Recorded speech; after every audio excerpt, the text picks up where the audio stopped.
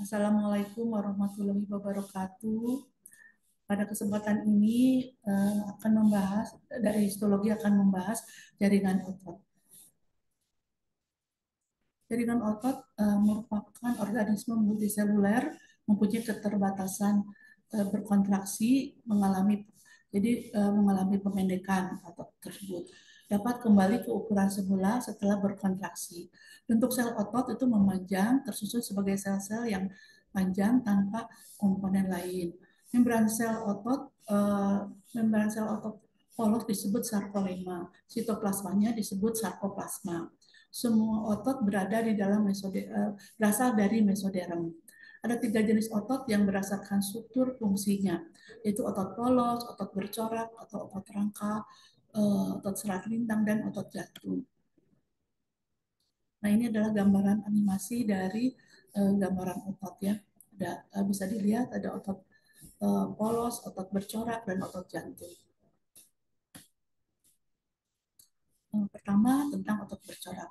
Terdiri dari serat otot polos, kumpulan sel-sel silinder yang panjangnya bisa mencapai 30 cm yang mengalami kontraksi sesuai keinginan kita. Jadi bersifat sukarela untuk memfasilitasi pergerakan tubuh kita. Otot bercorak ini dapat ditemukan pada lidah, diafragma, bagian atas oesophagus, otot otot dalam wajah atau otot dalam mulut. Kemudian secara histologis intinya oval ditemukan di pinggiran eh, otot bercorak ditemukan di pinggir sel di bawah membran sel nuklei. Serabut otot tersusun satu dengan lainnya berwarna pink sampai warna merah kaya suplai darah dan pigmen myoglobin. Ini adalah animasi dari gambaran otot rangka. Jadi bagian luar dibungkus oleh uh, epimysium, kemudian perimysium yang bagian dalam, otot yang paling satu ditutupi oleh endomysium.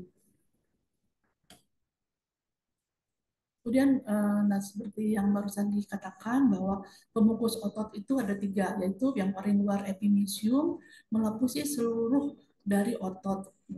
Kemudian kalau perimysium, jadi jaringan ikat yang setelah dari epimysium kemudian masuk ke bagian dalam disebut perimysium, di melapisi sekelompok otot yang lebih kecil dari kurang padat. Kemudian yang lebih kecil lagi masuk lagi ke dalam serabutnya membungkus satu buah dari otot yang disebut endomysium melapisi setiap serabut pembungkus serat retikuler dan lamina basalis. Sel otot tersusun secara longitudinal dari myofibril bentuk silindris yang berperan dalam membentuk garis silang. Um, Otot bercorak ini karena disebut bercorak, jadi ada hitam putih ya. Pita gelap dikenal dengan pita A atau anisotrop. Kalau pita terang dikenal dengan isotrop. Pita I. Bagian tengah dari pita A terdapat pita H yang di tengah-tengah. Pita H ini terdapat garis tipis yang disebut pita F. Bagian tengah dari pita I, daerah tipis disebut pita Z. Pada pita Z itu terdapat pita Z satu dengan yang lainnya merupakan satu sarkomer. Panjangnya sekitar 2,5 mikron. Daerah kontraktil merupakan daerah kontraktil pada otot rangka.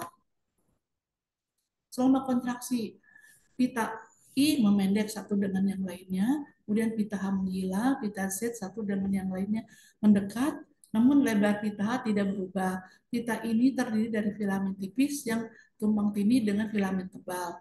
Pita A terdiri dari filamen tebal di samping bagian dari filamen tipis yang tumpang tindih. Nah, ini gambaran dari yang barusan disebutkan gambaran animasi dari otot rangka. Jadi bagian gelapnya A, bagian T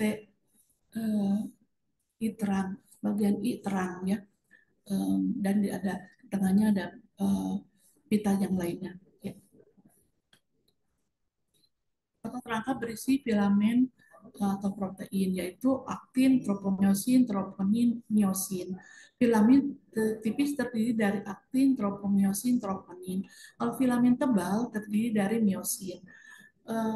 Secara keseluruhan, miosin dan aktin meliputi 55% dari jumlah berat. Waktu relaksasi sarkomer terdiri dari filamen tipis dan filamen tebal menjadi bandel yang teratur. Selama kontraksi otot, filamen tipis masuk di antara paralel ke dalam filamen tebal yang disebut dalam satu sarkomer. Miofilamen sejajar tidak beraturan, filamen tebal dan tipis mempertahankan panjang aslinya.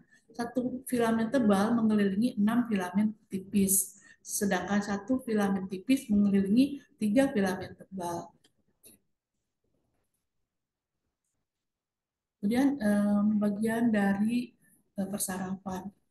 Um, Persarafannya melalui afferent. Jadi A masuk ya, afferent masuk melalui muscle spindle. Sedangkan kalau efferent adalah yang keluar melalui motor end plate. Saraf motorik bermielin bercabang di dalam jaringan ikat perimisium, di mana setiap saraf memunculkan beberapa cabang sampai ke terminal. Di tempat persarafan, saraf kehilangan selubung mielinnya, kemudian membentuk terminasi melebar yang berada di permukaan otot yang disebut sebagai motor end plate. Kemudian akson mengandung neurotransmitter mengeluarkan asetilkolin. Fungsi dari motor end plate adalah mengirimkan rangsangan dari serabut saraf ke otot. Selanjutnya otot jantung. Otot jantung diameternya sekitar 15 mikron, panjangnya sekitar 18 mikron. Berindis satu di tengah, bentuknya seoval. Sel otot jantung bertemu satu dengan yang lain disebut distus intercalatus. Memiliki pita A dan pita I juga mirip dengan otot lurik. Memiliki suplai darah yang banyak melalui kapiler darah. Struktur dan fungsinya struktur dan fungsi kontraksi protein mirip dengan otot rangka. Mitokondria 40%, sedangkan otot rangkanya 2%.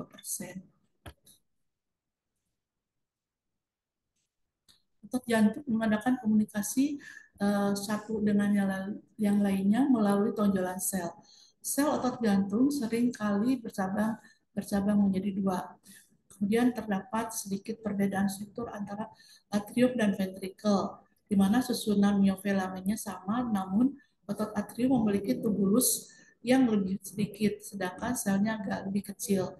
Diskus intercalatusnya terdiri dari dua bagian, yaitu pars transversal dan pars lateral. Pars transversal tegak lurus terhadap berkas otot, sedangkan pars lateral sejajar dengan berkas otot.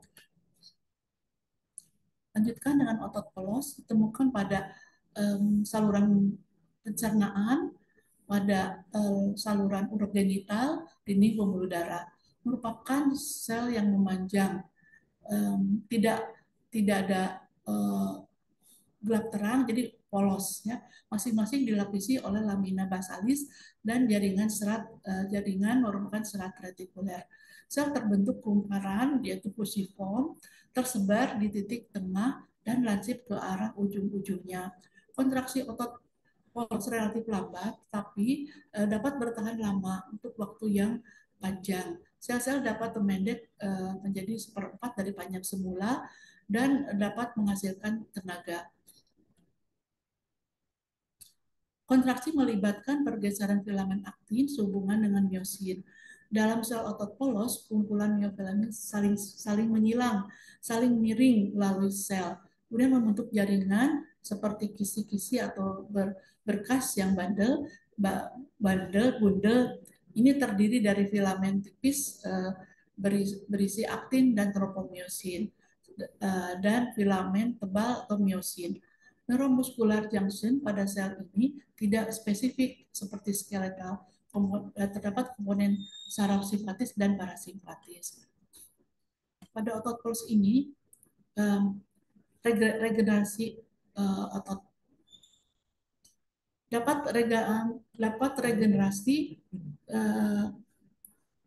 otot polos ini melibatkan pergeseran filamen aktin berhubungan dengan sehubungan miosit. Untuk dok, apa pada nanti kita potong. Ini tadi udah belum dok? Udah, Udah. Oh, apa pada mulai lagi ya oh dok ya? ya, Nanti aku bisa potong kok dok. ya, ya.